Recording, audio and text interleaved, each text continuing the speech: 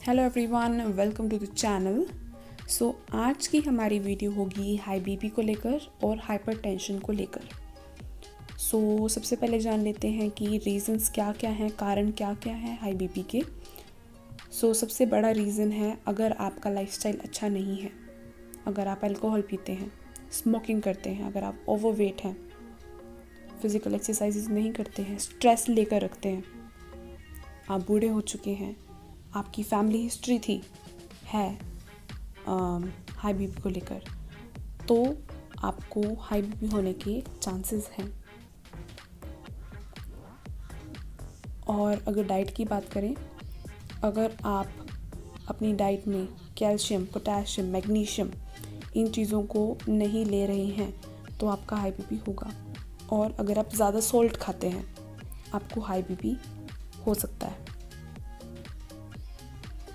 चलिए कुछ योगासन करें जिससे आपका हाई बीपी नॉर्मल हो जाए। तो पहला आसन है सुखासन और इजी पोज। इसमें आपको सिर्फ और सिर्फ अपनी सांस पे ध्यान देना है। आप ले रहे हैं, आप छोड़ रहे हैं, आप ले रहे हैं, आप छोड़ रहे हैं। इस आसन को आप 5 मिनट तक कर सकते हैं।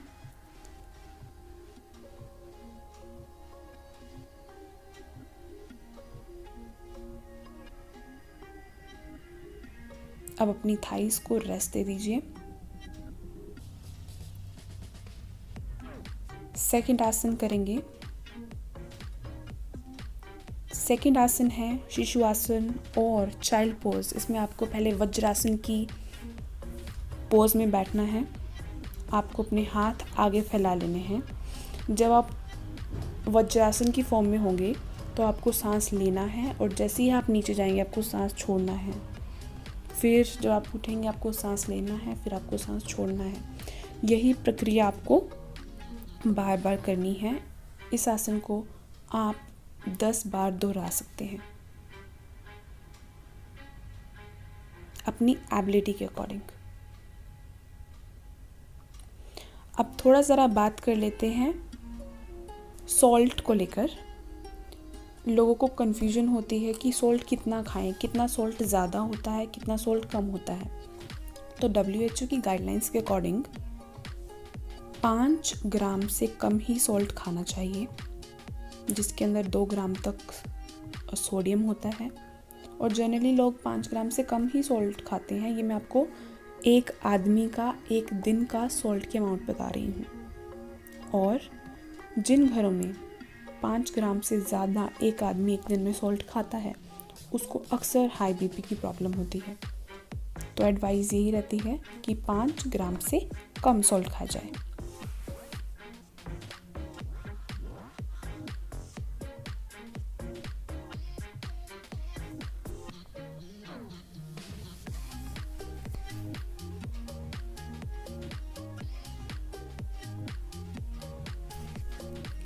शिशु आसन को करने का दूसरा तरीका है, आप अपने हाथ आगे ना फैला के अपनी थाइस के साइड में भी रख सकते हैं।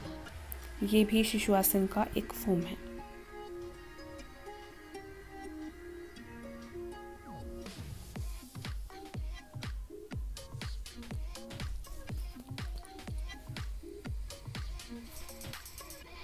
नाउ थर्ड आसन जानु शीर्षासन और 1 लेग्ड फॉरवर्ड बेंड पोज।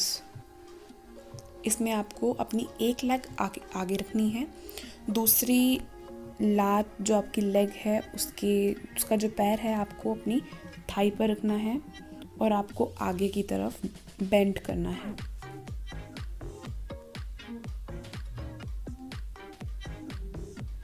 आप अपनी एबिलिटी के हिसाब से ही आगे की तरफ बेंड होंगे।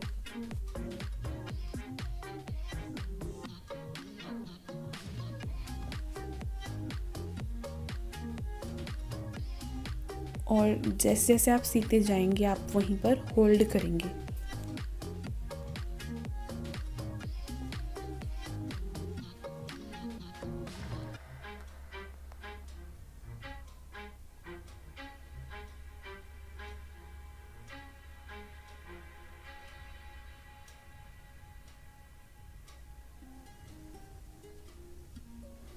अब आप नेक्स्ट लेग को जानुशीर्षासन में लाएंगे और ये ध्यान से देखिए, हमने एक लेग को आगे की तरफ रखा है, दूसरी लेग के फीट को हमने, जो पहली लेग है उसकी थाई पर हमने स्टे दिया हुआ है और हम आगे की तरफ बेंड कर रहे हैं।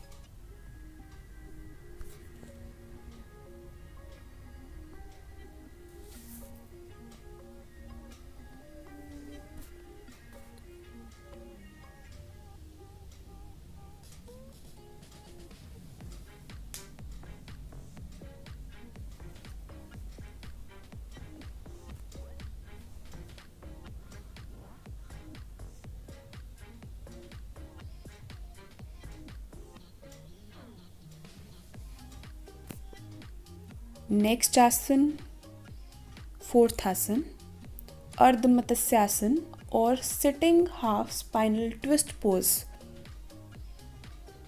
आप देख सकते हैं, आपको अपनी एक लेग आगे रखनी है, दूसरी लेग उसके साइड में से ले जाकर जो आपकी सीधी लेग है उसके हाथ को आपकी दूसरी थाई के साइड में से निकालना है। आपको शायद ही एक बार में समझ ना आए, पर अगर आप इसे ध्यान से 2-3 बार प्रैक्टिस करेंगे तो डेफिनेटली आपको ये समझ आ जाएगा।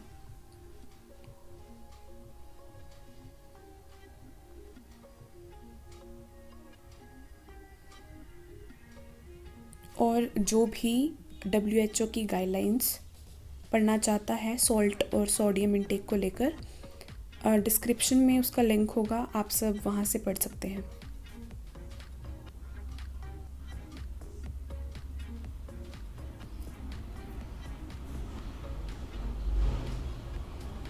ये जितने भी आसन हैं ये ना सिर्फ आपके बीपी को कंट्रोल करेंगे, साथ ही साथ आपका अगर कोलेस्ट्रॉल लेवल हाई है उसको भी ये लोअर डाउन करने में हेल्प करते हैं सारे आसन।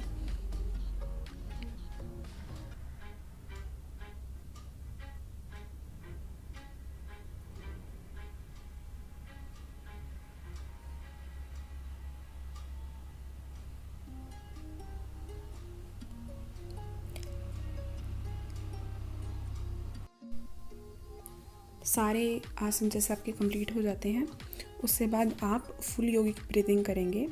इनहेल, एक्सहेल, डीप ब्रीदिंग जिसे कहते हैं वो करेंगे सारे आसनों के बाद, ताकि आप थोड़े रिलैक्स हो जाएं। धन्यवाद।